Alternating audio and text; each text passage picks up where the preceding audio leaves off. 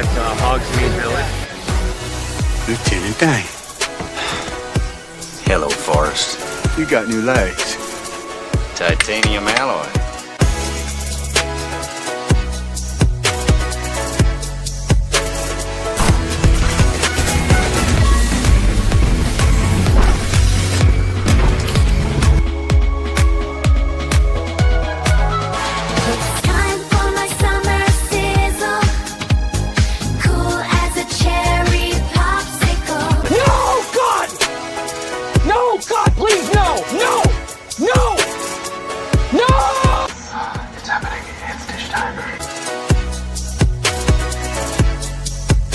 I've always wanted to do this in front of you.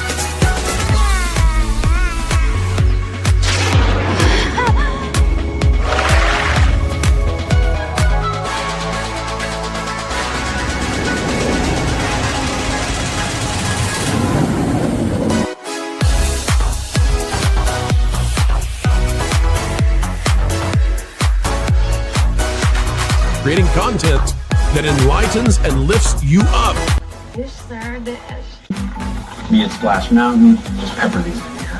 Hello everyone, this is Kermit the Frog reporting live from the final showing of Muppet Vision 3D.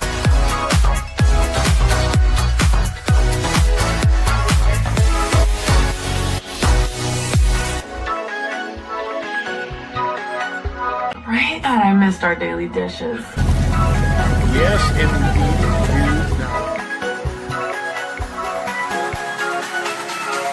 You know, I really don't remember you being this opinionated. Who knows? It's Hollywood, baby.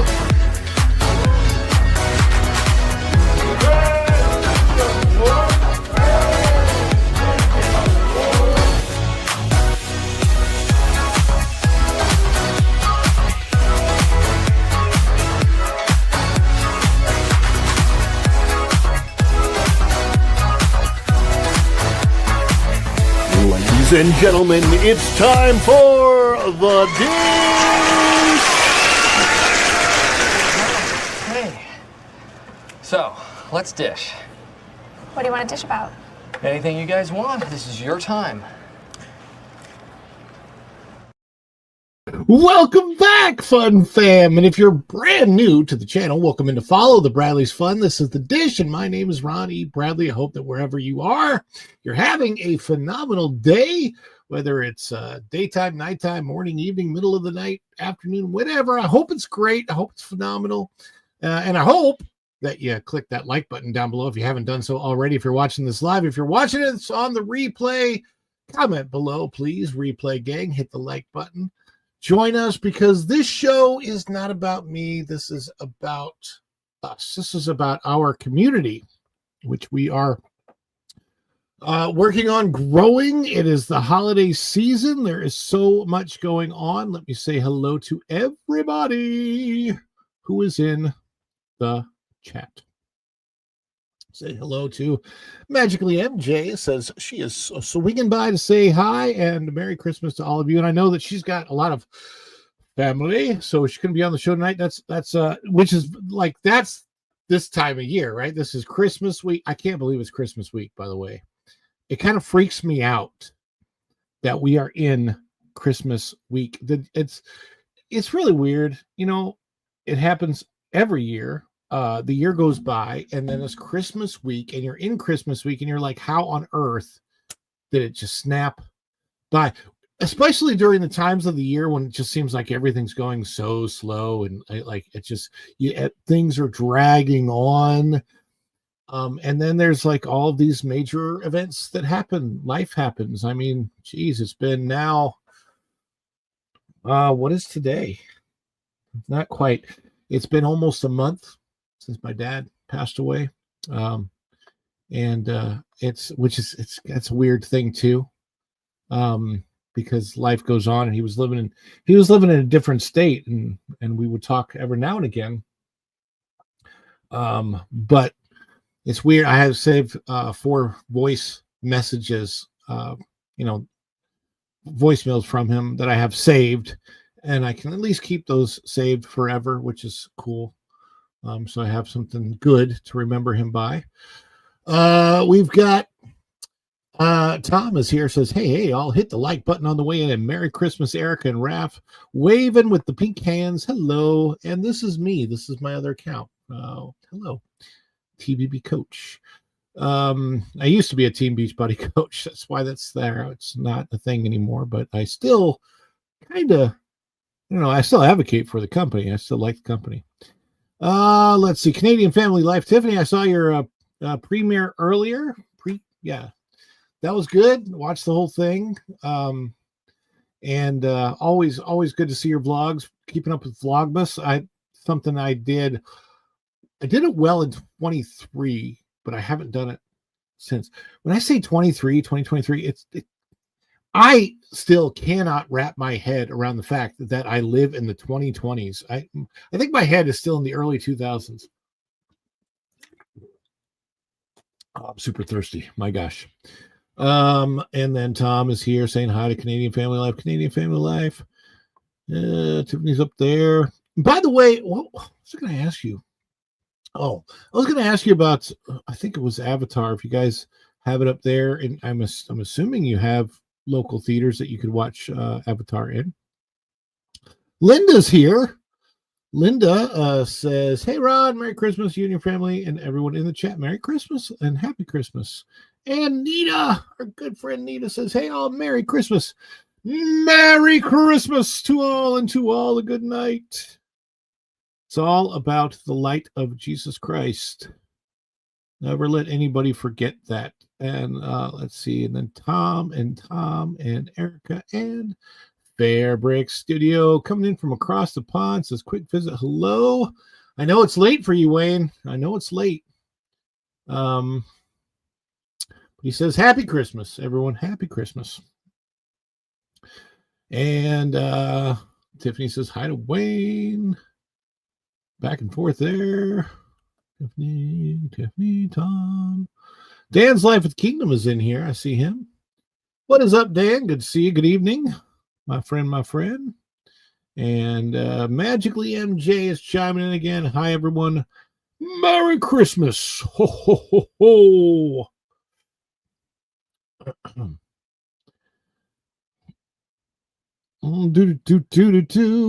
I recently saw Fire and Ash. I liked it. I understand a lot of people like it. For the people that consider it, I'm not saying that I wouldn't like it. I'm saying that I think it's probably a lot like Way of Water. That's what I've heard. I've heard that's a lot like Way of Water. And apparently, Dan, maybe you can let us know, but apparently there is a very inappropriate for children scene in this new one. I didn't even know that until today when I was on the show with Pro, and he said there's a scene that's not very kid appropriate. So you can chime in with that. But I wanted to thank each and every one of you for being here today. As you know, you're the apple in my eye, you're the cream in my coffee, you're the energon that makes this guy transform and roll out. A toast, Autobots. Boy, these are good. I needed to refuel. Energy.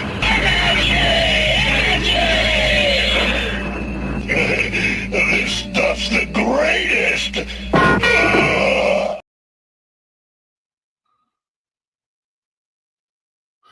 I just read something in our back chat that we might have to touch on here in a moment, but I don't know. I have to find out if it's real.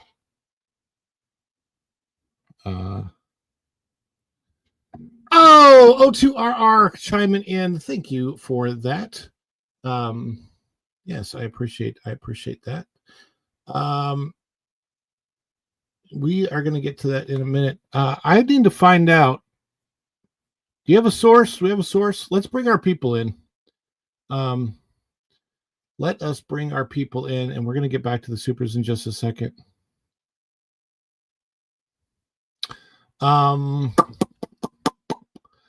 Let's see here. Well, we have a regular coming in. Afternoon, everybody.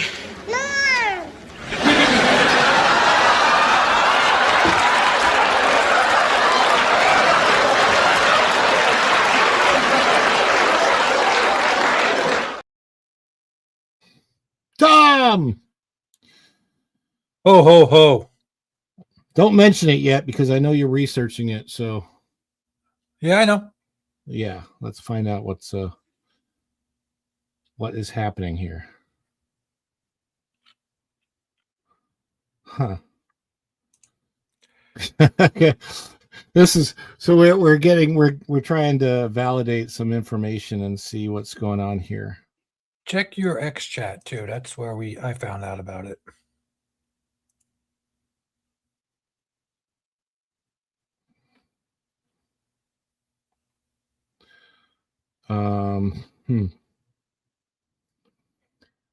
The last post from him on Facebook is 5 days.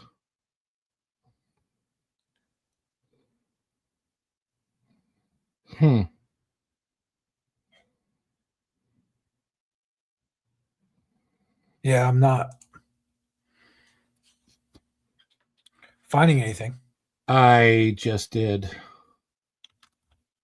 something, but I don't know.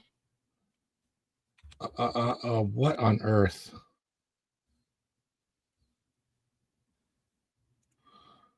Hmm.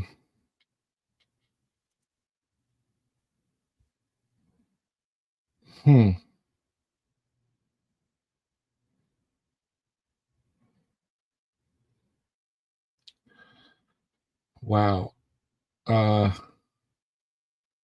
Oh. Wow. Let me bring Erica in, and then we're gonna go with the breaking news real quick. I can't believe I'm finding this out during my show. Erica, I'm just gonna bring you on. Erica, welcome to the stage. Yeah, I'm doing research. I'm trying to I'm gonna find this, see if I can bring it up on the screen. I hate this. Is it really true? Like, do we have a solid source? Apparently his dad. Okay, but what social does this man use that because he I don't uses just want to I know. like how do we know it's not just from the grapevine? Anyone can say that, you know? I know. Yeah.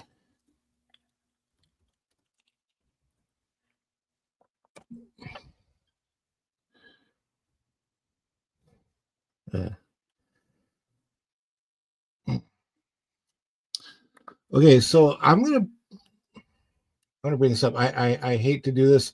I am still, for right now, guys, we're gonna put this in the rumor and speculation category. When I bring it up here, give me just a moment.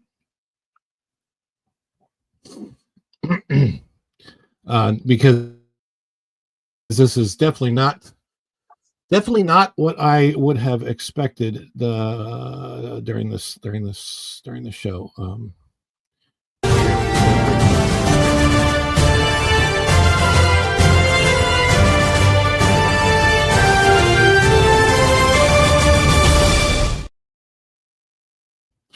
All right, guys. So this is out of X.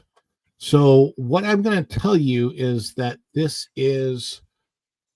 I am putting it in rumor and speculation category. However, if this is literally breaking right now, and because it's breaking, because I saw it, because Tom alerted me to it, I'm going to bring this up. And I hate to do it. I really, really hate to do it because this is not somebody I knew, somebody I met once, and a fellow Florida vlogger. And if you watch any of the Disney stuff, he's been around for a long time. Apparently, and I'm saying apparently because again, this is out of X, but the post keeps, we'll see. This is by Jacob, a guy named Jay in Florida out of X. He says, rest in peace to my legitimate favorite content creator, Adam the Woo. Apparently, Adam the Woo has passed, which is a complete surprise. And I'm thinking that if it if this is true, that means it may have happened overseas. I don't know what the heck is going on. This theme park vlogging wouldn't be the same without your impact. That is true. He definitely made it an impact. And then we have the "Is This Confirmed" by somebody named Boofoofer. I don't know what that is. But it says this was posted, but this is 17 minutes ago. So this is really breaking, guys. This was posted by one of his close friends. He's the voice behind Adam's theme song. Salvador B. Quick says, I hate to be the one to break this news, but my best friend Adam is passed. I can't even speak, let alone go into detail. I miss him. I'll miss him forever. And then Jacob says his dad confirmed it. So this doesn't appear to be a hoax, but I don't know what's going on. Adams didn't seem in bad health, and he's not particularly old. So I'm, Yeah, he just finished he just came to Paris Disney. Right. And he was I thought maybe he was still out here in Europe. I didn't know. That's why I'm thinking I'm back home. Yeah. So Izzo's place, it looks like Adam the Woo may be gone. Check your messages on X.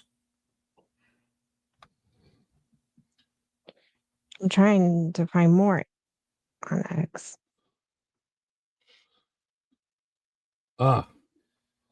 Wow. Yeah. It looks like his dad confirmed.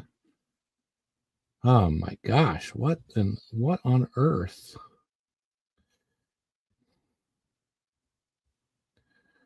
I'm going to look in my Facebook group too, because I think I'm in that group.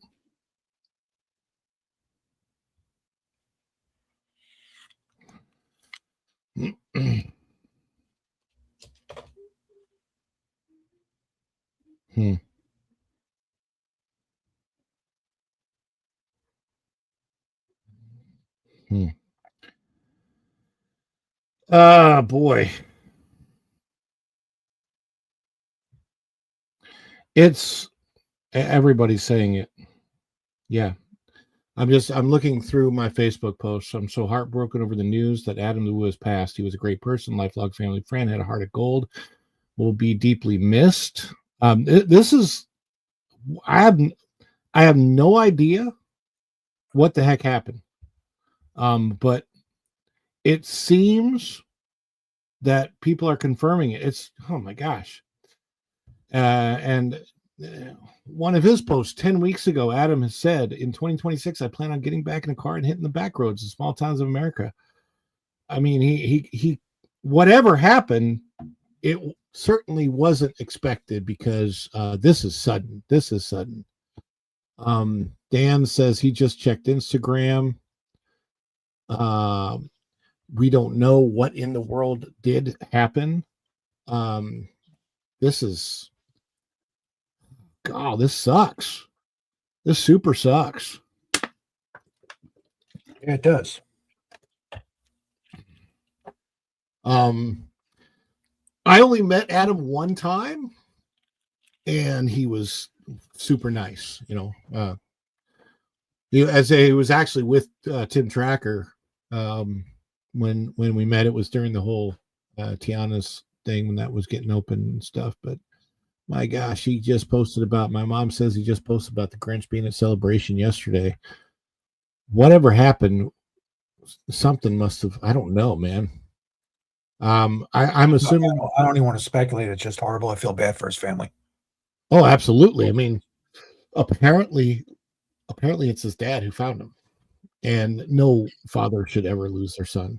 Cheers. It's really hard, losing a parent. Shouldn't ever go the other way around. So I feel really horrible about having to break this news, but Adam was definitely a part of the Disney, big huge part of the Disney community, of course.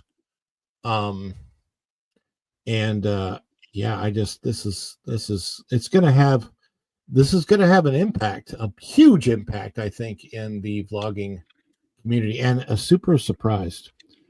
And okay, so Jessica said Adam the Woo. Who are you talking about? Okay, so Adam the Woo, Nita, if you're not familiar with him, is a long time Disney vlogger. He vlogs about a lot of things. He actually got kicked out of Disney for a while. Was still, I think, still kicked out of Universal actually. For things that he did early on in his vlogging career. Like going into backstage areas and stuff. I don't know all the details, but hidden places. That was a lot of big videos on that. Yeah, he would go like areas he wasn't supposed to go and do videos and post them, and so for a while he was trespassed from Disney, and then they allowed him back, and he was a big fan. As a matter of fact, he bought DVC, and last few years have been really big. He lives in Celebration. Yeah, it says my mom says he was walking around filming the Christmas decorations yesterday. Yeah, he vlogs just about every day. His channel, I think it was called the Daily Woo, right? Yeah, he had like 2 channels. One was the Daily Woo, and then he had another one and he went between the two, but then he hyper focused on his daily vlogs. We've been following him for years. He was literally the first YouTuber we ever found and got into watching YouTube over TV, cable, any of that. Yeah. He was just like an I OG equate him to the Yeah. space. He and Tim Tracker are the ones that really go way back to the beginning of anything that, like, when you talk about Disney vlogging, it all goes back to Tracker and Adam. They are the very first, and there might be some others in their sphere that are the same, that have been around just as long, but I can't wrap my head around this. I cannot wrap my head around this. 51 too, a couple months back. That's it? Yeah, I think so. Oh, he's younger than me. That always also, I hate to say it, always scares me, my own mortality. I'm like, we all want to think we're going to be around forever, and you just, I always say, though, I mean, I always say, you don't know when a meteor is going to fall from the sky and happen to bonk you on the head, and that's it, you're gone. You have no idea. Absolutely is those places. For anybody that is family with Adam, friends with Adam, close to Adam, prayers, condolences, and we mourn with you. Absolutely. Man, I mean, it's just it's just a huge surprise, and I hate to open the show with this breaking news, but it's in the Disney community. This is too big to ignore. So this sucks. I'm just gonna say, I mean, like, and would I don't even know if I would call him a pixie duster. Like, he really liked Disney on the one hand, but he called them out when they needed to be, obviously, to get back in the good graces of Disney and be able to go there. There's some things that needed to be done, but he's still very honest, and he was just a good fellow, down to earth guy. For a while before he moved back to Celebration, I think he lived in California for a little while, out in Orange County out there, and then Orange County back here. So I guess Celebration's in Osceola County, but God, I can't. This is nuts. This is absolutely nuts. Anyway, I hate to break it, and I hate. Apparently, it's real. We don't know anything about it. What's that? I'm talking to Pro right now, and Okay. he's posted on X about it, and the news came down from Adam's admin team on his Facebook group page. So I saw that. It's legit. I don't think. No, everybody's talking about it now. It's. I mean, apparently his dad found him, and this is. We just don't. I don't want to go into any deeper in it, as far as the circumstances. But my heart, seriously, because I'm kind of part of that community, goes out to the rest of the community, because I think we're all going to want to come together and honor the guy's life. He I mean, he opened the doors for all of us, really. So, I hate this. It sucks. It just sucks to have to deal with it. But seriously, thoughts and prayers and go out to the family, friends, condolences, and we absolutely mourn with all of you. I'm definitely going to be in mourning. I know Adam Wu might have passed, but I didn't think it was. I'm kind of like disbelief. Yeah. Yeah, it's there was another. There's somebody play it was an actor, Adam Wu. No, this isn't a mix up. Okay. Yeah, no. He was found in his home in Celebration, but I want to move on to somewhat brighter things, and we will just say that our hearts, our minds, our souls, our prayers, our condolences are with all the family and friends who are mourning. We mourn with you. And if you need comfort, we stand with those in need of comfort as well. During this is going to be a challenging time for a lot of people, and certainly the whole community. And for those that are here, we thank you. But right now, we are going to move on to supers.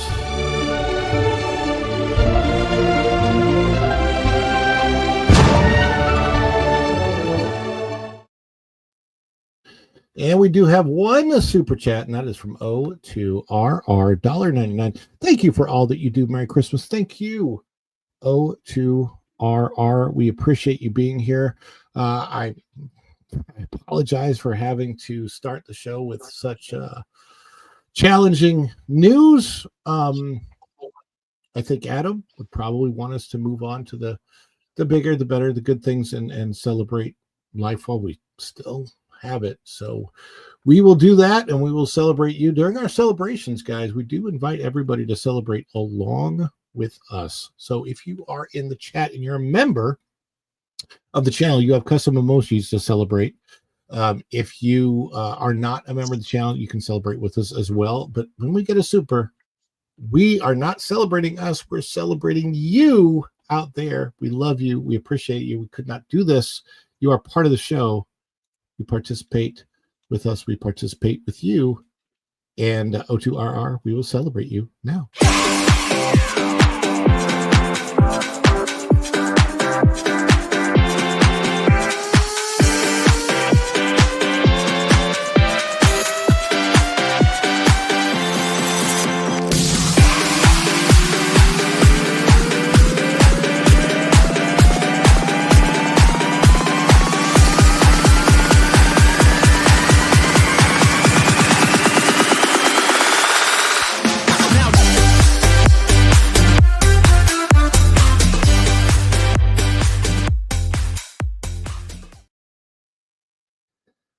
Oh goodness, guys, thank you, for your chats and for your patience.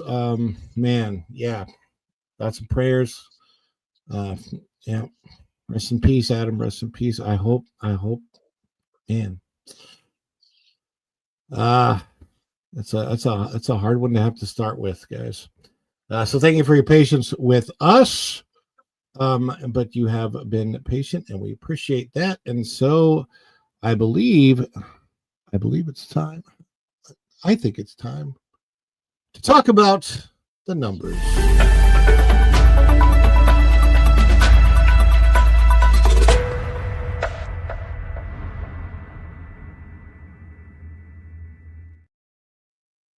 The weekend box office numbers are in, and we're going to talk about Fire and Ash, and a lot more ash than fire, apparently. Yeah, it's Avatar Fire and Ash, it did come in. Now, it was estimated for the domestic take was going to be 88,000. It came in above the domestic estimate at 89,000. So that is good. But here's, like, honestly, if we look at the full weekend chart, let's bring that up here. Avatar Fire and Ash, 89,000. But look at the number 2 movie. The number 2 movie in the domestic box office this weekend is David by Angel Studios. I don't want to say that's a bigger story. Now, Erica, have you heard of David over there in Germany? Oh yeah, I actually want to see it. I just haven't, as usual, never have time, it seems. I don't know how well it's doing out here, but I mean, I like anything from Angel Studios. So, and Christian movie, I'm all in for that. Yeah, absolutely. And it looks like it's interesting to bring out the movie David at Christmas. It's like, I mean, I guess it was David of the House of Judah. I guess he's the same lineage, right? I think, Jesus Christ. But regardless, it is an animated film by Angel Studios. I think it's got some prominent voice actors in it. I'm not really sure. We went and saw it was, and I think it was Angel Studios. It was actually like the Christmas Story or something. We went to see that in theaters, but it was in the spring. It was interesting.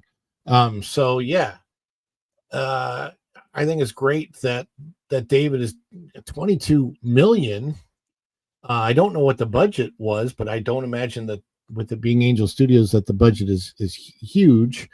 But if that goes on and gets legs out, let's say that it's an interesting film. If that one legs out to like 100 million, that would be huge for Angel Studios.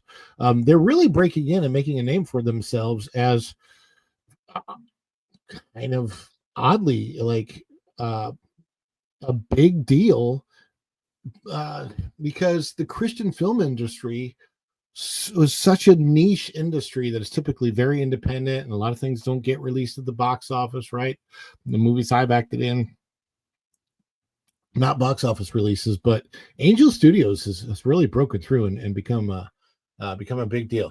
Avatar Fire and Ash, there it is. It's 89,000, and yes, he is in the lineage. I thought he was of the House of Judah, so. Keep It Real Original. I like that name. That's very cool. Thank you for being here. It's the first time I've seen you out there. So thanks for coming in. Keeping it real and original. The avatar looks like somebody I know, but I don't know if that's you or not. So I won't say. Let me see here. I wanted to put the story up about Avatar.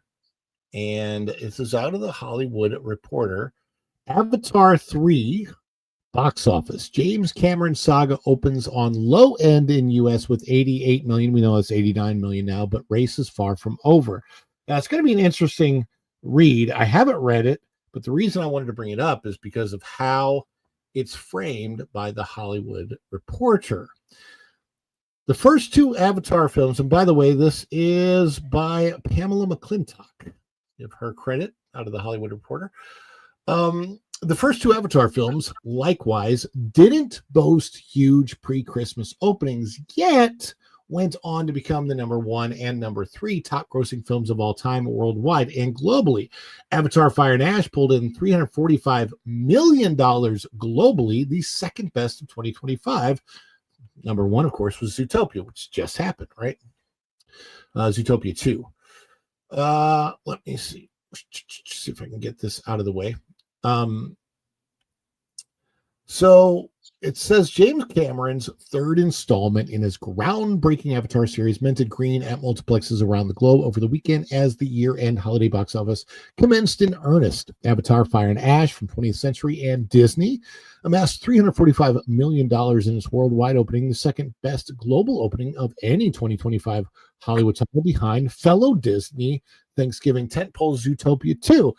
They don't put an asterisk by that where they say fellow Disney movie, but there should be an asterisk by that because while Disney is releasing this, they don't get all the money from this. Cameron owns the rights to it. Disney leases it. So it's not like they own Avatar outright. It's a partnership with James Cameron. So Disney doesn't have the same take that they would have from Zootopia 2. Zootopia 2 also, its domestic numbers are not as good as its international, so it's probably not making as much money as people think it is. Fire and Ash was never expected to match the $441.6 million launch of the 2022 sequel Avatar: The Way of Water, but the drop-off was somewhat worse than expected. I would say $100 million less than its opening foray is a little bit worse. Yeah. One surprise in particular, it came in on the lower end of expectations in North America with 88 million. Now we know it's 89 million. Prequels also face challenges even when it comes to Pandora. The goal now is to make up ground over the lucrative year-end holidays when a 5 or 6 multiple is entirely possible. And we're going to talk about that caveat in just a minute. The mega budget film is earning strong audience exits, including an A cinema score in line with the two previous films, despite its runtime of more than 3.25 hours. Disney insiders say this puts the threequel in the driver's seat, noting additionally that post-track exit scores are an exceptional 4 out of 5.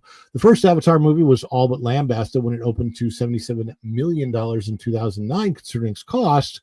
But the angst soon ended as the film picked up momentum on its way to becoming the top grossing film of all time at the worldwide box office with an astounding $2.97 billion not adjusted for inflation. Still holds that honor, followed by Marvel's Avengers Endgame and 2 more Cameron titles, Way of Water and Titanic, which are north of $2.3 billion. The Avatar series has always drawn much of its strength from overseas, and early signs have Disney and Cameron's Lightstorm beaming.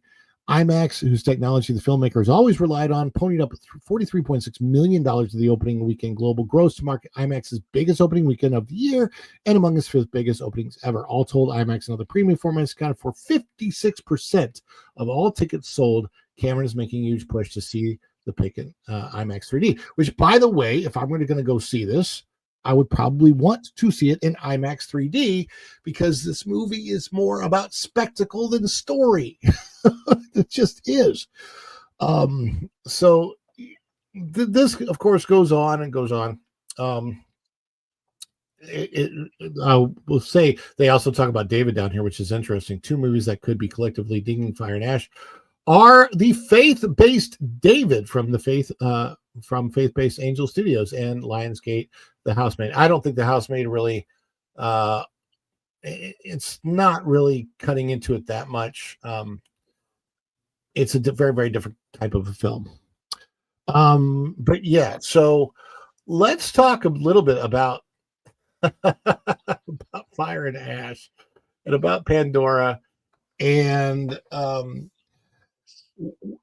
I'm going to give you my take, and then I want to get your guys' take. My take is that this is not going to leg out like the other movies for a couple reasons.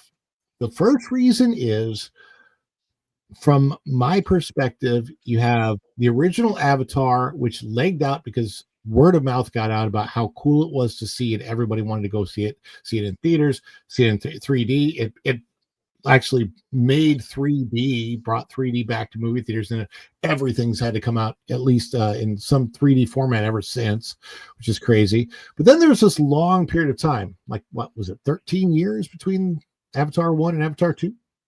So what was yeah. So of course there was a lot of buildup to, was the Way of Water going to live up mostly to the CGI spectacle of, the technology of Avatar, the original Avatar? And a big reason why that has happened is because a lot of franchise movies, their CGI has actually gotten worse over time instead of better, which it should be getting better. But Way of Water definitely lived up to the vision. However, if you go and you click Way of Water on Disney Plus and you try to watch it back, you will find yourself bored as heck after a while because it's not an exciting story. It just doesn't draw you in to the story. When you're watching it in an IMAX screen in 3D, it feels like you're going on a ride. It feels like soaring over Pandora for 3 hours, going in the water and swimming around with the whales and all that weird stuff, right? But when you try to watch it as a story for the film, I just, whatever. So for me, and I know Dan said he liked it. Dan says they need to change the title because it's not about Avatar anymore. That's true. It really is not. I mean, I guess Sully is living his life in his avatar, which is weird, but yeah, it's really about the Na'vi people and stuff. But for me, it's like I don't really care about the story. And am I willing to spend $25 for myself and everybody in my family that wants to see it, whether that's 3 of us for 75 or 4 of us for 100 or 5 of us for 125 to go see it in 3D IMAX? Is it worth it just for the spectacle? And am I going to see enough new stuff in the spectacle of Pandora that it's going to be worth it for me? I would say that maybe if it comes down to half that price, maybe I'll want to go see it by myself when it comes down to like $10 or take my wife and we'll go see it together for 25 or something like that. But it would be way far out there. Stay at home with 3D glasses. Well, we used to have a 3D television, but we don't now. But it's just, I don't know. It just, to me, it's like I've been there, I've done that, and that's my feelings on it. And I don't think everybody feels that way, but I think, and here's what I think enough people probably feel like I do, that this movie it'll probably, it'll go over that billion mark because of the international box office, but I don't think it's going to do what the other 2 films do. Erica, what's your take on the whole Avatar situation at this point? It sounds like there was such a long gap between the first and the second movie. Just a missed opportunity, and the IP just kind of slid off. And by the time they came out, at least with the second one, it was a good movie. It was okay. I wouldn't say it was like my favorite movie. It was too long. They could have done all that storytelling, in my opinion, in about 2 hours, maybe an hour and 45 minutes instead of the 3.5 hours that it was. And then they've come out with another one. That's another 3+ hour movie. And I'm just not really that interested. It's lost its luster, and I think Disney has just dropped the ball on this IP. Meanwhile, they've built this land in one of their parks, and I don't know what they're going to do now. Because I'm hearing things that people aren't really buying the merch. It's in the park at Animal Kingdom, it's not really as popular as it once was. So I'm just kind of seeing it just kind of taper off. I think what will keep the land alive is that it is well put together. It is very well themed. It is beautiful at night when you can see it at night. And the 2 attractions there, I guess, are enough of a boat ride. I mean, kids like boat rides. And then you've got, a big theater, screen attraction, which most people like, no matter what IP is thrown in there. So it'll stay alive, but it's just not going to carry the, how do I put it? Like a Harry Potter, Star Wars type of lore and fan base. You know what I mean? It does. Yeah, I would agree. I just, like, for example, I can name Jake Sully and Nateri. I can't name their kids. I think there's a white guy named Spider. Same here. Yeah. But I remember that going back to the Star Wars. Talk about Star Wars. Look, check this out. At the original, this is my box set of the original trilogy when it first came out on DVD. Like, this is the first DVD set, and I bought this right after it came out on DVD and was available. And I also have the original box set of the VHS. I have those also. Yeah, and I've got That was the a big unedited. purchase for me back then. Yeah, it was a huge deal. And I don't know, in your neighborhood, Tom, as kids, you remember like between Star Wars movies talking about how what was going to happen? Like I remember we speculated the crap out of that. Yeah, my friends and I we would get together and what's going to happen to Luke, and and then when Yoda was introduced, they did the puppetry of Yoda so well that you forgot that he was a puppet. And I also remember specials coming on television about the technology that they were developing between films to make it work better, and all of the. Do you remember the first? Shortly after the first one, they did the special effects for sounds, and the old telephone poles had these cables that would secure them. And I distinctly remember one of the guys from ILM, whatever the hell it was, taking a wrench and going up and down the length of that to get the laser sounds. It was Ben Burt. That was insane that they did that. Yeah, totally. I all of that stuff. Like, we were fascinated by that. I haven't heard anybody being that fascinated by Avatar. And my buddy's got into the modelings of the miniatures and the ships because they were like, look how that looks. And that's how it started. It's another problem with CGI when you think about it, right? So when you look at Star Wars, CGI. Well, with Star Wars, you could make a model that looked like something that they used in the film. And they're like, oh, this is like I can hold it in my hands and I can watch the movie. And like, you can't do that with CGI. If you have a Lego model of something on Pandora, it's not like that was ever used or anything like that was ever used to make the film. It's so different now, Different. Yeah. And well, it's let's face it, Rod, we're over 50. Well, yeah, that's true. But Erica's a young buck. I think she's only 22, right? And I think these Avatar films, I mean, like I said earlier, I'm like, at least promote it. At least do a tie-in where every theater has to serve s'mores, so that you have an element of the fire and ash there. I was just thinking have a fire pit going, so you got the right smell. Yeah. Oh, you walk into the theater and you can smell the wafting chocolate and embers of the smoky fires. I like a whiskey and some, smoky whiskey and there you go. I walk in. That's a delicious smell. Oh, yes. and hot cocoa and all that. But anyway, so let's do some just real fun speculation. I'm going to go around.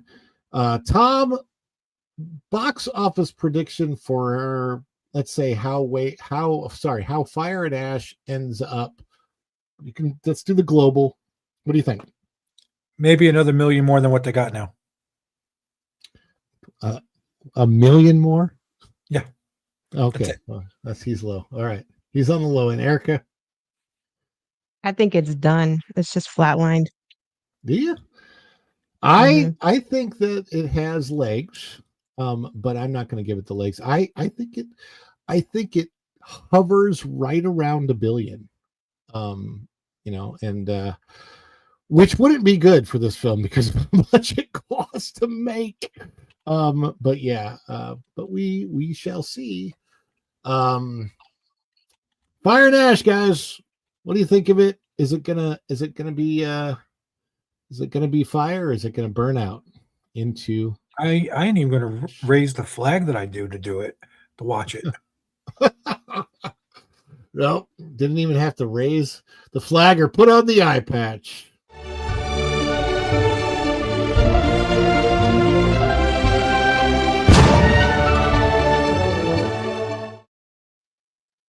All right, we are back to Supers, and Dan's Life at the Kingdom has a member chat. Thank you, Dan. Appreciate that. The money apparently fell in the fire and turned into ash. I guess that's what happened to that. We're going to do a mini celebration for Dan, member milestone chat. 8 months, except I think that you've been a member. I think did you come out and come back in? I feel like Dan's been a member for longer than 8 months, but he says 8 months. Let's celebrate. Is it too much? Too much. It's the birthday. Oh, this is just the best of us.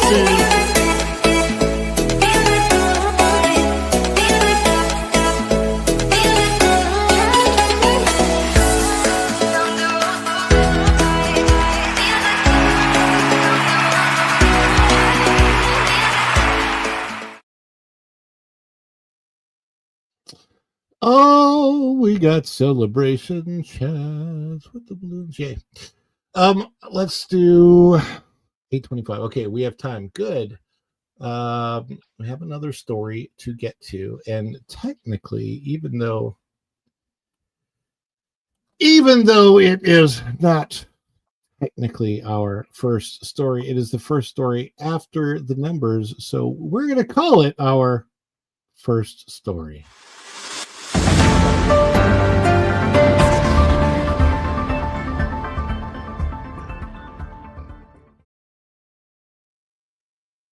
Lightning Lane Premier Pass sold out for 8 consecutive days during the holiday period. This is out of That Park Place. Bookmark it if you have not bookmarked it yet. Our good friends at That Park Place are giving this to us. This is by Cham Lee today. The Lightning Lane Premier Pass at Walt Disney World Resort sold out for 8 consecutive days at Magic Kingdom during a peak holiday period, while also selling out for 4 consecutive days across all Walt Disney World parks. Magic Kingdom sellouts began on December the 20th and will continue through December the 27th. Resort-wide sellouts will start on December 23rd and run through December the 26th.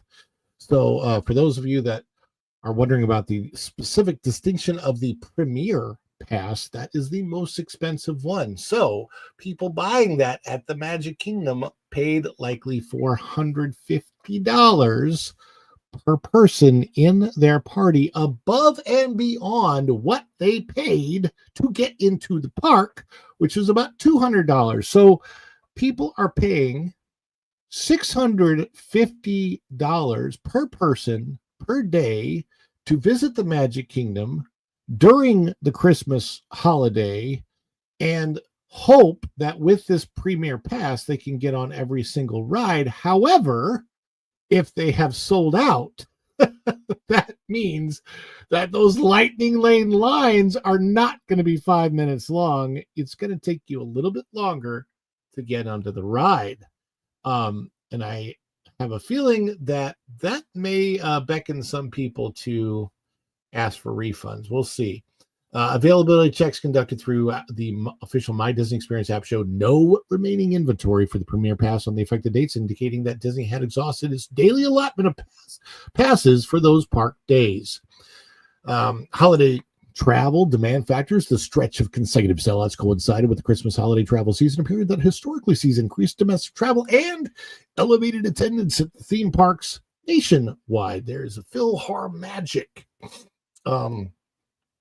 Sales data and pricing reports show that Premier Pass prices rose during peak travel dates, with costs varying by park and by date. 4 of the affected days reached all-time high pricing on December 23rd, 24th, Christmas Day, the 25th, and 26th. Guests paid $449 per person for the Lightning Lane Premier Pass at the Magic Kingdom. That's right. That's exactly what I said. That means in addition to the $199 or more that you're paying to get in, I think it only goes up to $199. Wait a second. Yeah. $199 plus another $449. Yes. Just to go on the Lightning Lanes? $650 per person per day, with the hope that you're going to get on every ride, because the Premier Pass promises you Lightning Lane entrance to every single ride in that park. How many rides are in that park, Tom? It's all walled up. How many rides are in that park? Yeah, good question. That are running. I mean, as far as the attractions that are up and running, it's quite a few. I'm going to say hi to my beautiful wife who has just popped into the chat. Baby, I don't think you were here earlier. You missed some breaking news that we had. It's not good news. That doesn't affect us directly here, but I will tell you about it privately later. Or if you're home, you can come in the room and ask me. I don't know if you're home or not. Anyhow, okay. Love you, baby. There is some news that we'll go over. It's sad for the vlogging community. Or I'll text you about it. Anyhow.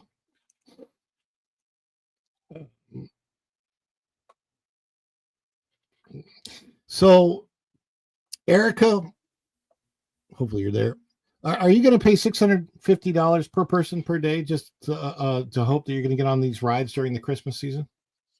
That's so stupid. No, I'm not. And I have a question about this Lightning Lane Premiere thing.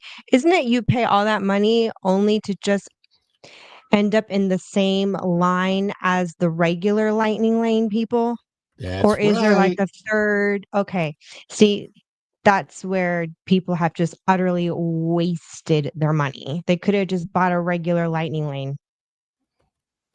So here's the thing. The idea with the Premier Pass is that you don't have to fiddle with what is available and what's not. If you buy the Premier Pass, every Lightning Lane is available to you. Oh, okay. I see. So if the other pass, if all of the Lightning Lanes are gone, then they're gone. You don't get access to them. In other words, you could be paying $45 and have access to nothing that you want. That's so it's like either one of these products suck because either you're in that place where I paid $45 and I can't get on the rides I want to get on because I don't see what's available before I pay that money, or you buy the Premier Pass and you're like, why am I in line with all these people that paid literally 10 times less than what I paid? Like it's the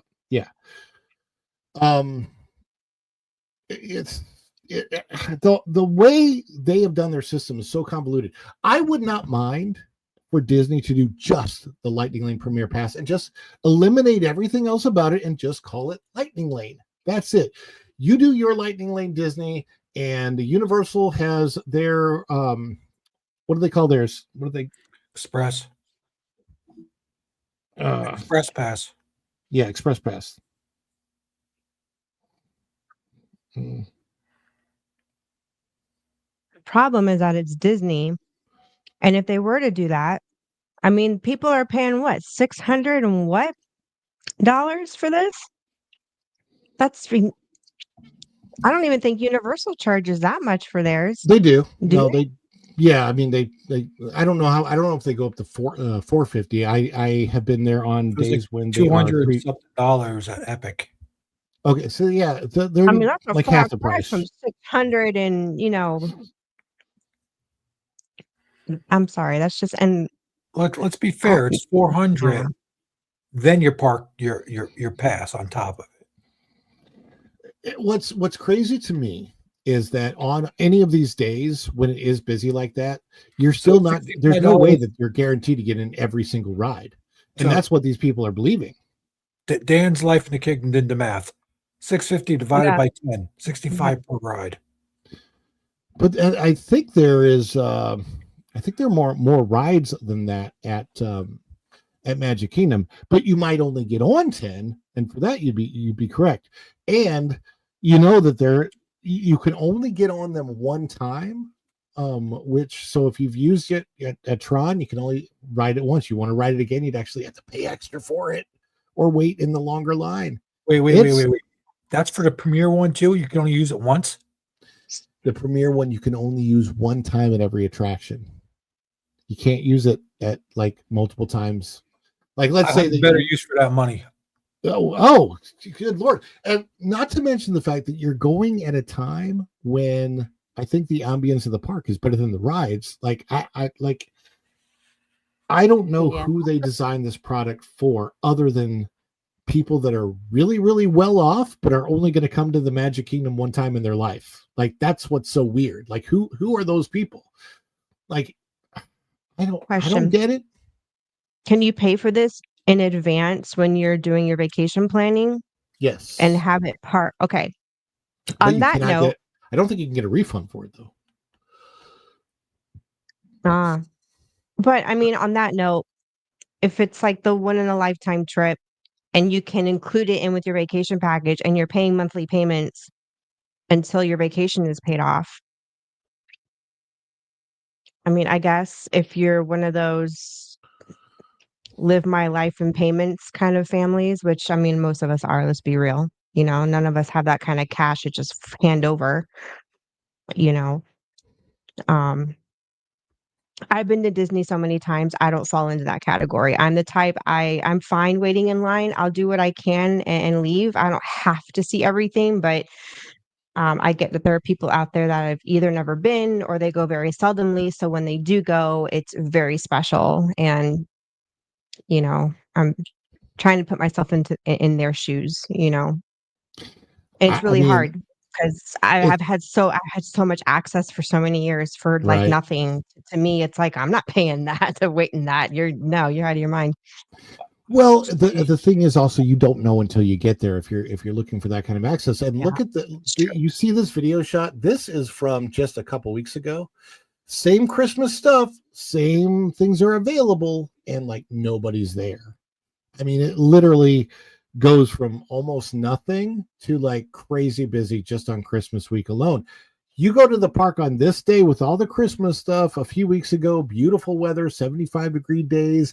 You don't have to buy a lightning lane and you're getting on everything 20 minutes tops, right? So like, man, Well, they gotta think of it this way. You know, people are gonna take their family for the holidays. A lot of people have off during the Christmas week and that vacation. So it's just traditional. That's what they're gonna do. Yeah. Yeah. Yeah, you got those too. With the ones that people come over from overseas or they come from ever and they're like, you know what? Our exchange rate isn't bad. Come over from Ireland. Their exchange rate is good. Mm-hmm. They're gonna do it. They're gonna spend it because it's not costing them as much as us. Well, to be fair, Disney throws out really, really good deals to like the UK. I don't know what it is about Disney in the UK, but they almost get like Florida resident like discounts, and in some cases steeper than what we get in Florida.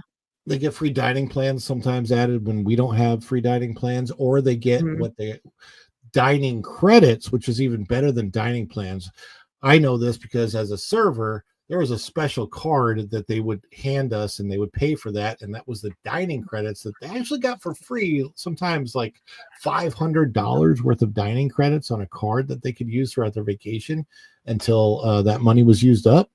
And it was part of their vacation package. So they definitely get some big perks for coming over if they're from the UK or from Europe.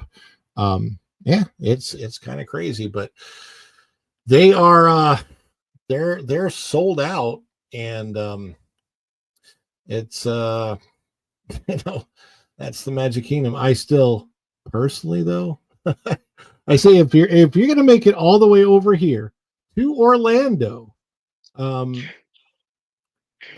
for Christmas, I think it's a good idea to go to SeaWorld because SeaWorld is the Christmassiest Christmas park in Orlando.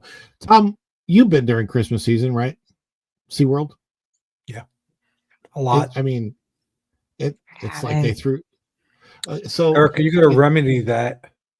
I will. I got a lot of making up to do when we get back to the States. It is the only Chef Eddie. That's smart. Chef Eddie goes, I will set my VPN to Scotland next time I book a trip to Disney. Yeah, when you're talking to the rep, I've tried that and I'm in Germany. Yeah. Maybe I just need to try again. It didn't quite work. I don't know call why. in and say, excuse me, I'm looking for a Disney rep. Right, all right. So tell me, what kind of deals you got right now for like the Scottish people who are coming over there? Do you have haggis at your parks? Why do you sound like Michael Myers? I don't know, because Your fat bastard. I've got to work on my Irish accent. It is not that good. Yeah. Epic is getting busy also. Oh yeah, Epic is crazy. We have a story about Epic Universe. Let me see if I can put that one on the screen. Let's see. Disney's Animal Kingdom creator Joe Rohde praises Universal, compares Epic Universe to Disney Animal Kingdom development. This is also by Cham Lee, out of That Park Place. Former Disney Imagineer Joe Rohde attended a presentation from Universal Creatives and walked away very impressed. He compared its creative philosophy to that of Disney's Animal Kingdom, the park he helped design. Rohde has publicly stated that he has not yet visited Epic Universe during a Legends dinner hosted by entertainment designer Bob Rogers. He sat in on a presentation by members of the Epic Universe creative team, then transcribed his notes and shared his reflections. He took to Instagram to share his thoughts. His observations highlight a set of principles he regards as valuable, ones he associated with the design of Animal Kingdom and which he identifies as being echoed in Epic Universe. Design philosophy: a park is first a park. I love this. When you go into the park, like the first thing that you want to experience is that it has a welcoming feeling. You feel like, I don't know, you just feel like you belong there. Kind of, it's a weird thing because it's not reality. It's not reality. You're walking into fantasy, but yet they've done something. They've made a fantastical place real. One of Rohde's central takeaways was the recurring theme in the Epic Universe presentation: a park is first a park. He contrasted this with a frantic highway of people rushing to and fro to try to ping off hyped up attractions. Yes, the idea of putting the park back into the theme park was a major idea throughout the evening. The principle that a world, imaginary or not, has levels, and this is what makes it seem real, argues against a fixation on monumental installations at the expense of detail and ambiance, he said. According to Joe Rohde, Epic Universe aims not only to deliver headline attractions, but also to emphasize, quote, a whole mixture of small, intimate interactions, the value of which cannot be measured using typical metrics, end quote. Rohde suggested this echoes what he and his team attempted with Animal Kingdom, to design a space where guests can explore and immerse themselves in a new story rather than simply rushing from ride to ride or to a big giant ball of poo. Oh, you like touching a ball of poop. Remember when Disney used to think like that? Yeah. Those were the days. It's certainly not what it once was. Bruce, what was that saying? Everything changes? Yeah. Bruce got the benefit recently of something that I found out I could do on YouTube, which is reply to a comment with my voice. Like, that was pretty cool. So thank you for allowing me to do that, Bruce, and Merry Christmas to you. The atmosphere of Disney parks and the attitude of the Disney employees has changed negatively since Iger took over the second time. Universal and SeaWorld employees are much more positive. You're 1,000% right. And I wish that were not the case. Now, it's not the case for every cast member, especially the ones that work in the resorts instead of the parks. I have noticed particularly a major difference in parks cast members versus resort cast members. And the resort cast members are still on par with what they used to be for the most part. But it used to be that you would find that both in the parks and the resorts, and I'm finding it less in the parks nowadays. I particularly like to visit the resorts. Yeah, go ahead. You and Bob should compare. Barry Place 28 should compare how he is interacting with the cast members in Disneyland is versus Disney World. That would be an interesting thing. I should talk to Bob about that. It's hard. I don't, we have to thank the cast members. They are the backbone of the parks. Same thing with team members for Universal or ambassadors for SeaWorld. Without those people, it's nothing. And one of the things that has bugged me more than anything else about going to the parks lately is when I was a cast member, you could literally get fired for telling somebody I don't know if they ask you a question. Now, you probably wouldn't, but you'd probably get talked to by management if they saw you do it. But these days, I'm telling you, you ask a cast member a question they don't know the answer to, I don't know, and then they turn their back on you. It's so weird. Yeah. It's just like it used to be. It used to be, you know what? That's a great question. I am so sorry. I'm not the one that has the answer, but let's go find you somebody that has the answer. You literally walk them to the closest guest relations area or whatever. And it was amazing. By the way, thank you everybody for coming in tonight. I see that there are 37 people watching right now, and we appreciate those numbers. Please do hit that like button if you haven't yet. Thank you so much for the support. We love that. We appreciate that. We are here every Monday night for the pro show, and on Wednesdays right now, 2 p.m. right after that Park Place. We might start doing on the Mondays that I have available a 2 p.m. show after that Park Place on the Mondays too, but I don't know. The new year is ahead, and I will be looking to that and what everybody's schedules allow for. But Tom, how many times have you been to Epic this year? To where? You cut Epic out. Universe. Epic? How many times have you been to Epic Universe? 4 or 5. Wow. So I've only been that one time. And you, let's see, Vinny was there, but you weren't there that time. And I know I saw you there with Lorena, I think, one time. And then I was there with Lorena, Bob, by myself, with Linda, with my brother twice. Yeah.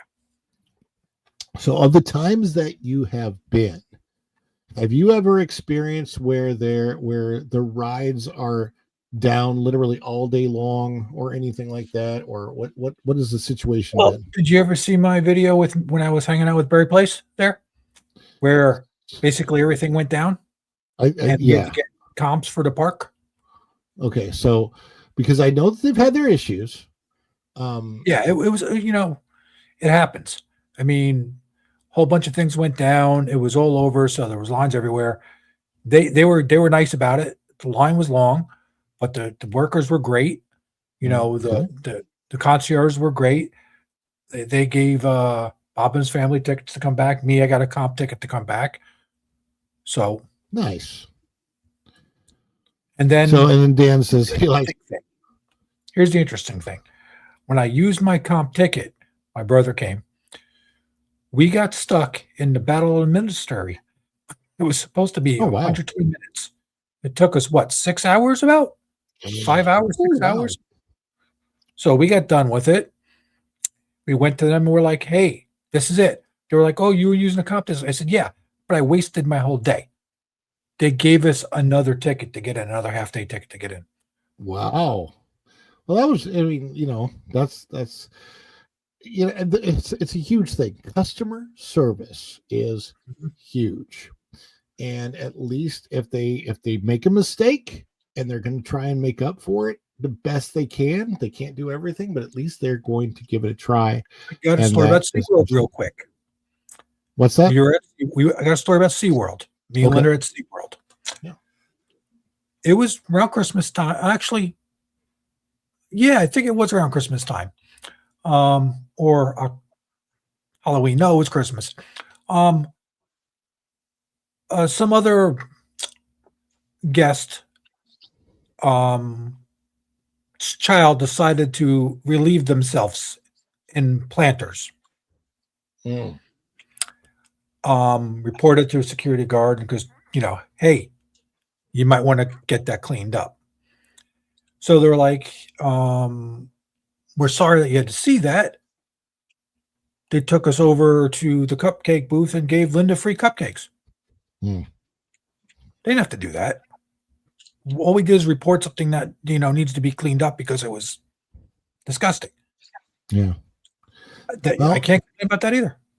No, but when customer service is good and they go above and beyond and do what they, what helps make it, it's really the feeling that they leave, like the taste on your tongue or whatever people say, like it leaves a bad taste in my mouth or a good taste in my mouth, right? if they leave a good taste in your mouth at the end of the day, you're probably going to come back. And what's the old adage that if you really like something, you'll tell 2 people about it, and if you really hate something, you'll word tell of mouth. 10. Yeah, word of mouth. Absolutely. So it gets faster with the internet. Yeah, it does. It really, really does. As we, I like. Hey, was this the ride we were on hanging out? Yeah, this is that night. So yeah. But as we get ready to end this, I want to thank you guys for the support.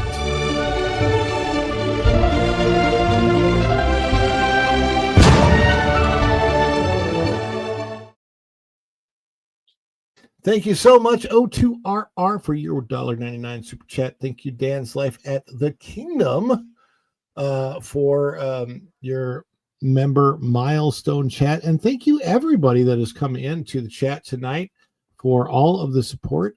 Tom, let people know where they can find you on these interwebs. Wait a second. Before we do that, Chef Eddie has just become a YouTube member on the friendship boat level. Let's give that a little celebration, shall we?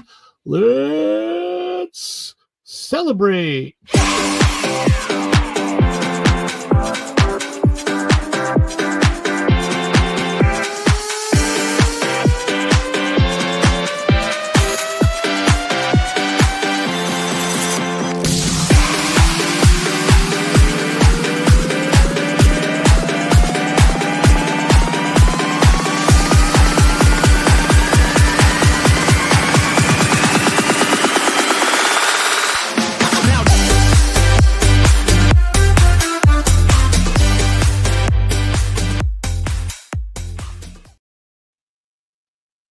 Yay! Thank you, Chef Eddie, for becoming a member. Lots of I just put up a really, really funny members only video. You're not going to see it anywhere else, not the whole thing, but it is the basically the unedited version of me singing Rudolph the Red-Nosed Reindeer to Rudolph the Red-Nosed Reindeer. Erica, you've seen it, right? I'm sorry, what? You've seen the Rudolph video, right? That I did it's the members only video. Rudolph, me singing Rudolph to Rudolph at SeaWorld. No, I haven't seen that. It didn't. I didn't get notified.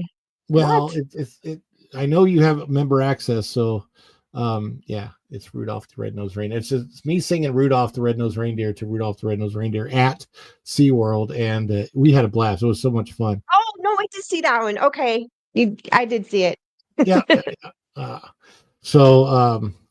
Tom, where can people I find got my own little YouTube channel. I'll be doing rocket launches if I get up in time to film them. They've been running rapid. And I got some other dog metal videos and guitar stuff in the works. That's about it. And on yours channel, let's see, Lorena's. I pop up everywhere. I'm wrenching places. I'm around. And so go subscribe to Tom, TJ Magnify, Erica with Hanging with Erica and Raph, who is, tell us about your plans for the new year. You and MJ got something cooking, I hear. Yes, I'm talking to her right now. So yeah, we're gonna start live streaming on my channel. I have no clue specifically what we're gonna be talking about. We're still hashing a lot of that out, but we are going to launch January 9th. And I'm gonna say 2:30 p.m. Eastern is the gonna be the time on. So it'll be Fridays because Raph will be able to come on screen with us. So yes, everyone will get to meet Raph and hang out with us, the both of us. So make sure you're subscribed to Hanging with Eric and Raph on YouTube, and she's on X and everything else. And I want to thank both Erica and Tom for being here. Everybody in the chat, thank you so much for your support. We are about to send you over to the Pro Show, which begins at 9:00, so you may have a little bit of a break. But I plan on being back and streaming on Wednesday, the Dish, after that Park Place in the afternoon. So that should be the 2 p.m. show. I don't think that I'm going to do a Christmas Eve show, but Pro will be on Christmas Eve. There's nothing on Christmas Day planned. Although I could pop up and do a live stream on Christmas Day, depending on what I'm doing. But stay tuned into the channel. Follow the Bradley's Fun. If you haven't subscribed yet, please do subscribe. Hit the like button if you haven't done that. Notifications. Click that notification bell, because when you click it, you stick it to the YouTube algorithm. You get notified of all of our uploads here. And follow the Bradley's Fun. Chef Eddie says, WDW Pro is an agent of Big Glue. Thank you, Linda. Thank you, Tom. Thank you, Erica. Thank you, Chef Eddie, and everybody that was in the chat, and Dan's Life at the Kingdom, and O2RR. You guys are all awesome. Everybody that was in the chat that's participated. Thank you guys so much. And until next time, we will see ya real soon. Bye, everybody. Ciao. Bye. Say Pro. Tell Pro I said hi. Dishes are done, man. Cleans them down to the shot. Ah!